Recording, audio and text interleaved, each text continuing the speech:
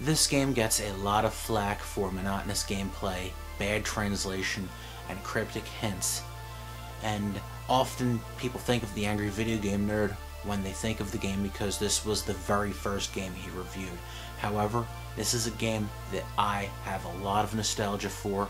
I may have mentioned this in previous videos, probably have numerous times. This was the third NES game that I've ever played. I actually got it for Christmas with my NES. And just going from like Mario 1, Mario 2, and then this, it was kind of a jump, and this was one game that hyperactive 10-year-old me really actually got sucked into. Compared to those other games, the graphics and the sound just really stood out, had this different atmosphere to it.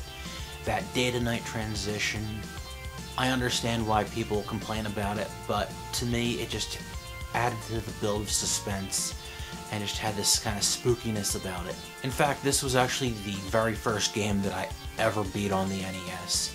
Granted, I did have Nintendo Power to help with that, but that's what we did back in the day when we were stumped. The story shouldn't be unfamiliar to most retro gamers out there. Following the events of the original Castlevania, Simon Belmont finds himself cursed, and the land is still overrun by evil.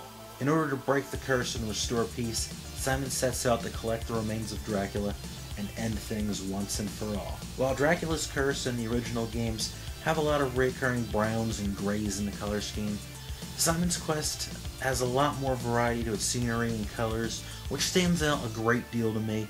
The music is quite good too, and this game's signature tune is one called Bloody Tears, and it's one of my favorite Castlevania themes of all time.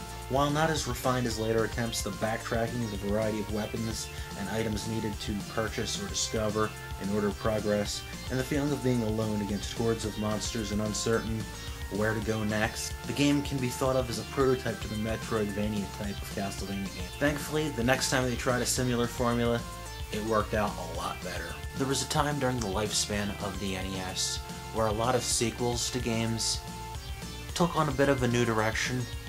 Just look at Super Mario 2 and Zelda 2, and this is another good example of that. Another thing that this game is a good example for is being a flawed game that people still have a lot of nostalgia for, myself included. More recently, there has been a hacked version of the game which clears up the cryptic hints, speeds up the dialogue boxes, and the day-to-night transition, which I'm sure makes the game a whole heck of a lot easier. If you've never played the game and don't really know what to expect, I'm not sure if I can truly give this a recommendation, but maybe that redacted version is worth your while. I don't know. Personally, said it multiple times throughout this video already, this game has a lot of nostalgia for me, and this is a game that I still like to play every once in a while.